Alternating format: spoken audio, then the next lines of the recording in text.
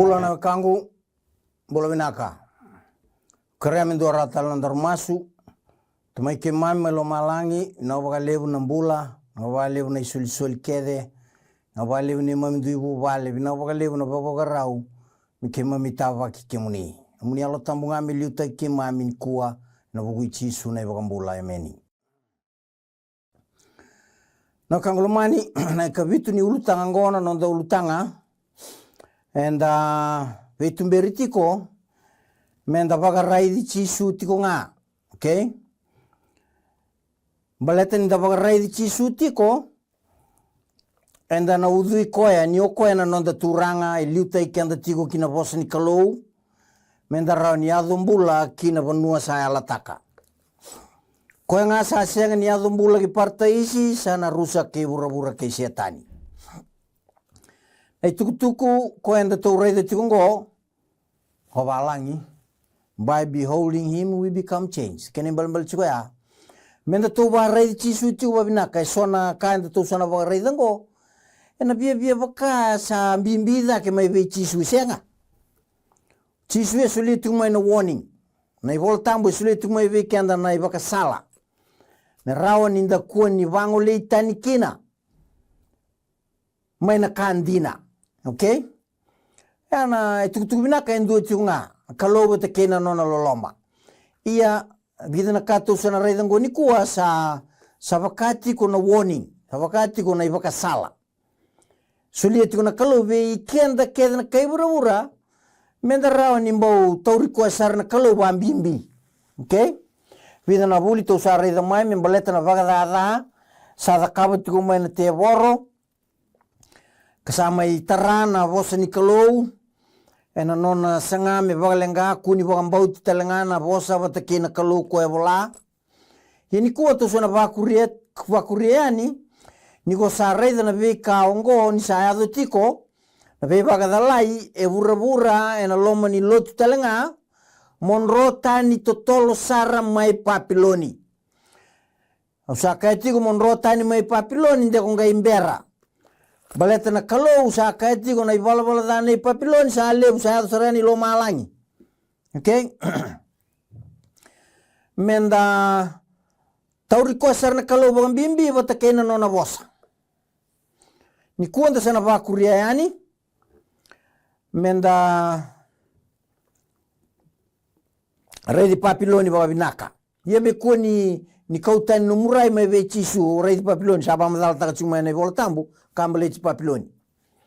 O koe na lewa ya koe na dana vuni da reida mai na ulutanga sa oti. Iko kila kodei sa veli utaki se kemba wa kemba tiko mai papiloni kua. Rongo di choni wa madal tak. Pakta kila wa se tini kawalu tikine ndua kina tolu. Sa oti na ve kaongo kareda endua tani tale na angilosi sa lako sombu mai lo malangi. Sa lebu na nona kau-kaua asa rarama ko bura-bura ena nona yuku-uku. Okay? Ira angilosi do bengarabi randa utuku na mai na ituku-tuku vekenda. Asa kadi ena ndomo lebu sara ngona angilosi do bengarabi lo malangi. Sa kadi ena ndomo lebu sara kukoya kakaya. Sambale ko papiloni na koro lebu sambale asayado menon rei tiko na te voro ke nangaran yalo velvela kedenga ke nangaran ni manu buka kedenga sa tawa sabsaba kasebaki nira sambale na veva nua kedenga ni rangunuba na waini ni dhunru ni nona ndautangane. Ara sa vembu ta kodi kaya na tui ke bura-bura.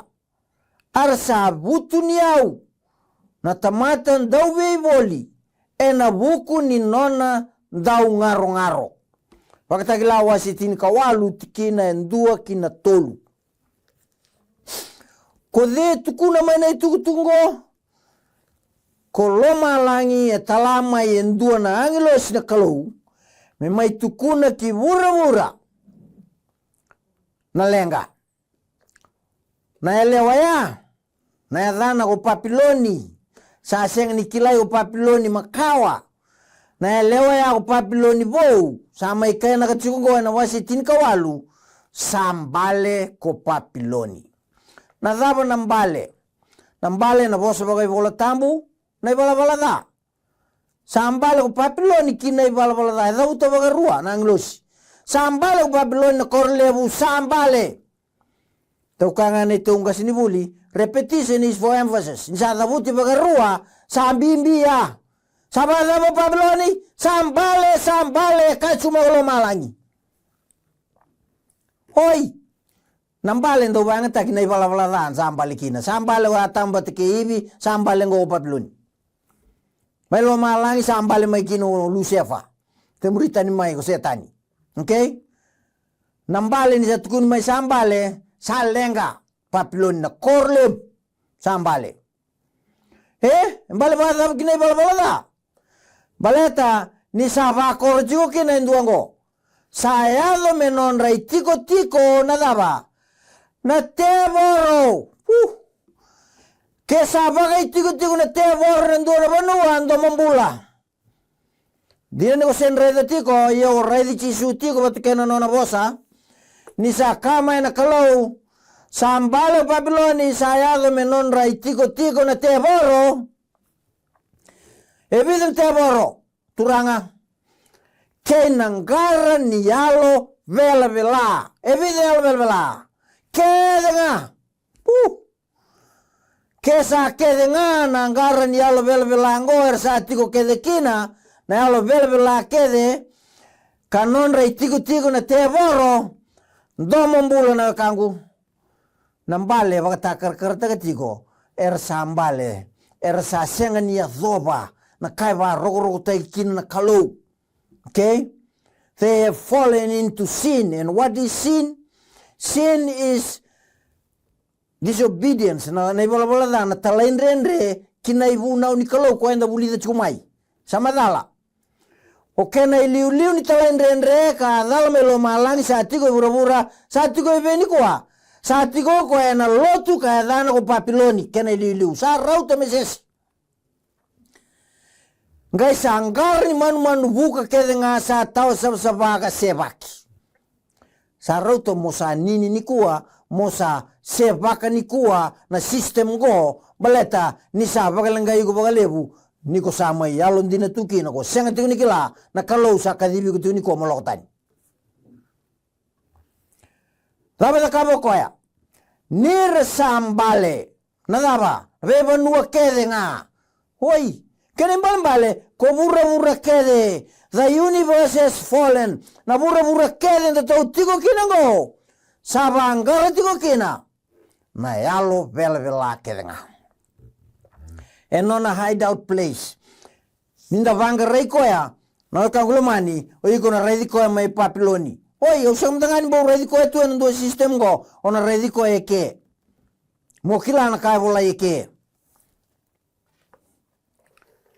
Na bosa ni kalau edina kina anda kararama kina nonda sala. Samadala.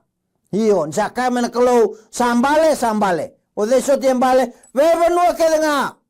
Dabar nambale kina, ni rangu nuwa, na waini, ni dhunru, ni nona, ndau tangane. Ninduwa ndau tangane, kene mbale o koya lewa. Sebaebi. Ntu da uti waiko saru ndau tangane, kene mbale o koya ndau ngandreva me tangane. Daungan revir na tangane bato ko ya leo. Na leo ba profesa na lut. Okay? Kena mbal chungo o ko na system go ni lotu o ko ya endau vembuta kodi keir na tuike burubura kasarangan tikin tarap. Arsa vembuta kodi ka na tuike burubura kena mbal chungo o ko ya endau ropat na tiko bata keir na tuike burubura. Erau vedingo mi baga bubuli. Erau vedingo mi tutu. Na kaya ni na lotu na elewa. Eda kaba na matan tu. Erau vevina katitiko. Ngai katiko. Ni arsa vuti au na tamatan dau ve boli. E combine batal chunga. Wata keira ng business people. Okay? Kona ngai le reda na ndua nonda vuli katarava. Kona ngai le reda kina na bisnis ngo na be bakalenga ibe iko bataki au ninda ruseng ni bata kilikila tak ni bata kilikil ni manu. Ya wara kana vulia. Ngono mandangango lo kutani manda mai Papiloni. Na tamata kede na nona ndau beboli na buku ni nona ndau ngaro-ngaro. Ndau ngaro-ngaro na kangu vato kai na bosea na bosa bagai profesa bagai bola tambu vandu sietiko nangarabi matakau. Okay?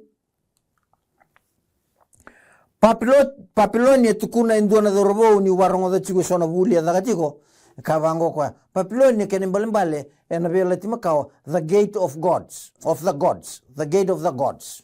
Oi yu ke sandina na dorobo ya kudego Papiloni bo political powers of the world combined with all religions of this world that are breaking God's holy laws and trading underfoot the Sabbath of the Lord, which is Saturday, the 7th day of the week, and worshipping on Sunday, the sun worship day, instituted by the beast or Antichrist, and all who worship on that day are paying homage to the Roman Catholic Church. I'll summarize that. So God's final call for you. Kalau sakadibi ko ni kuwa. Iya kawarongo da tikine va na vakta kilachin kawalo ya andua kinava rongoda. Iya kawarongo da dua tantale na bosa mai vei. Mai lo malangi na kangu. Ko lo malangi nga sa bos tiko ike senta mata. Na lo malangi nga sa bos tiko mai ike. Da varongo da na kaya. Asa kaya. Ndola ko tani mai vua. Oike mundo na nongu tamata. Mundo kakua ni dhala bata kaya. Kame kakua ni tau vike mundo na nona mate dha. Nisa dhovilo malangi. Na nona i vala dha. Asa na numa na nona i vala dha na kalau tikine lima ya. Bo ya vala chuna lo mamu. Kepakai vinaga chigo na nomu wakanana no kangulomani. Ngarauna na kalau ko ngarawa jiku. This is God's final call to the human race today. Kaya nga otoni ni volatiko, awarongo den dua tantale. Na bosa may lomalang sa kaya. Dolo ko tani may wa. Oy kemundo na nong tamata. Na kangulo mani kila sabuli do tsunga mai. O chiswa kaya o ira nona tamata erna rongoda nandomona. Erna murikoya. Katiko vango na anglo sinatikino oi kemundo na nongu tamata. Keo nono tamata ndina rongoda na bosa ni kalau muria. Mundo kakua ni dhala bata kaya tiko. Nadaba na dhala. Na dhala na ibala dana tala indrendregi na bunau ni kalau. Kame kakua ni tau kemundo na nona mate dha. Hui. E vara utaka chiko na kalau na mateda me nona o Papiloni. Nagai vulida pa malua ya. Kaya nakachungan tikinango mula ko tani mai baleta ni sa dhovilo malangi na nona i vala da. Oi. Saya sarilo malangi na nona i vala da. Sana numa na nona i vala da na kalau. Kaya ko sa tu dala tu gai sobra kamay na matedave Papiloni na kalau. Oi ko sana mai lenga kina. Sakadibi ko rauti ko ngoko ya mola ko tani mai. Mola ko tani mai Papiloni mola ko kisayoni na kena ID ni nona lotu saka utiviku. Me kakun te vikimdo na nona mateda. Nisa dovilo malangi na nona ivala da. Na kalau sana numa na nona i vala da, mesa kadioko ya laku tani mai. Nu laku tani ba. Na laku tani moda kaba, kuwa ni tatau, kuwa ni baka mode, ngutua, vei Jesu Kristo. Muria na nona bosa. Vei kenda ni kuwa, menda lesu talengo vei Jesu, laku tani mai vei setani, o setani e rua chiko na nona ito. Ane baka takilawa si tini katolo ko na raida kinongo andra ngai ulida pa malu pa binaka ia usa tukunu mandangango mbaleta na showdown ni vanua sa muria tikongo ko ni kuwa mokila Wakatagilawa se tinika tolu tikine tinika va o koe na manumanu na ikaruni manumanu land based le matai ni manumanu avayanga tago setani ia nikua ena vayanga taga nomu ngau nango na ikaruni manumanu koe na manumanu lago mai vanua mamada koe na ikaruni manumanu go o koe e wakatakar taki koe chiko na yalo tambu o koe na yalo tambu lasu matai ni manumanu koe lago mai wai wakatakar taki chisu tiko na luvini kalou impersonating Christ ia Kristo bagai lasu koe ngana antichrist koe ngo na ikaruni manumanu go o koe na sibist o koe ngo impersonating the Holy Spirit. But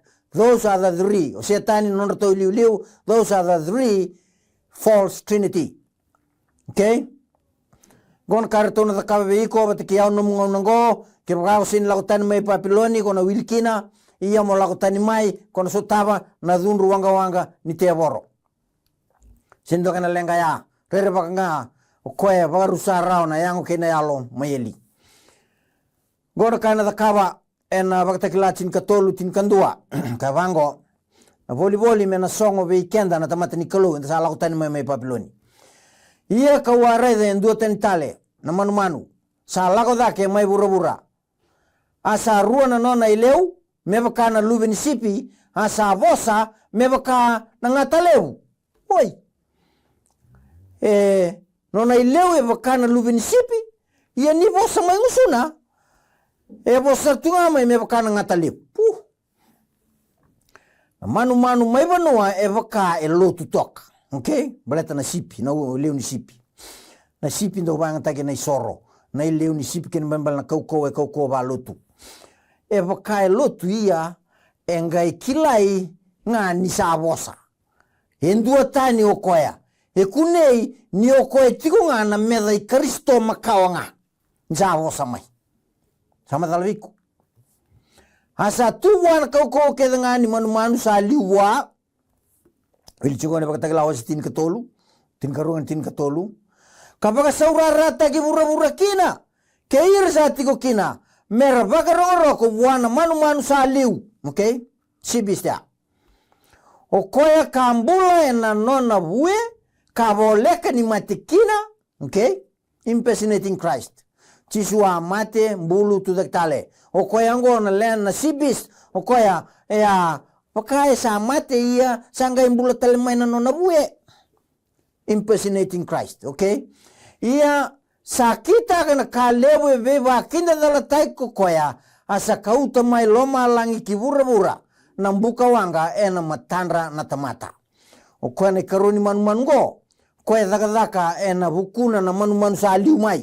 Okay, merabaro rogo takatalen na tamata to worship the beast. Okay, the first beast. Nisa anda vetal no tagi na pagarogo na worship e kene balambalitiko. Na worship go e dakadalatiko. You worship the beast. What is the beast? The beast is a creature in comparison to the creator. Samadala. Whoever is in Babylon is worshiping the beast. That's why God calls you, come out if you are God's people. They worship the beast, the first beast. Oi, ada kawada na antichrist na worship me daga buame bangole tani mai ve Yesu Kristo. Abe se utaka na singatap. Samadala. O koya ka ambula mai na nona bue, me bata karta na mate ni Yesu Kristo, bata to batak, beto koya via Kristo diko. Ia sa kita ka ko na second beast go, koya sa len bisa kita kana kalebu beba kinda dala tai ko koya. Asa kauta mai loma langi ki bura nambuka wanga ena matandra na tamata. Kene balang go o second beast go impersonating the Holy Spirit. Via pakachi ko na elo tambu ia o koya daka mana. Kana daka baya. Kau ko ni manu sa liu o koya mai wai ene ngatale bunga. Ia nona mai beba saurara taki e nona be bala tinga o koe na ngata makao na ngata lebu na ngata makao se boebe na ngata lebu nga e be ka saurara ta gitiko ba da kapital tingo na nonda ngau na da kaba kina na makao iko ia sa kene udoti Obis may vanua creature, not creator, creature may vanua, e na numi ni profita vakai lasu, se alo tambu vakai lasu nga. Ia e totaka na karisto vakai lasu o koe na sibis saliu. Ngai vaka saurara taki vura-vura ke ira na lewena mera worship taka na profita vakai lasu. Samadala. Maybe Sunday worship will be the issue of persecution of sinkila. Kangai madala ya. Nisa dhaka na false worship, dhaka na beast, me dhaka vakai ngatagi na adai Kristo, me singa nona tuda kitala nisika sande. Na ibola tambungo yang alu sin kaya. So, rao talanga, nina baka roko-roko tagi chiko nga na manu-manu, chiko mainda kuna na tebor na ngatalebu, e na Sunday worship. Se system kabe suka o turanga ni valunu na system go o koya mate mai na nona buye sanga imbula da ketale o ya na system ninga rabi kalau o koya ka besuka na kena liu o General Bedia talai mai na turanga ni valunu General Bedia mai France 1798 lao mai Roma singina vetkeni kauta ngaile mate ki France ni sa exaltaki o turanga na tuitamunga.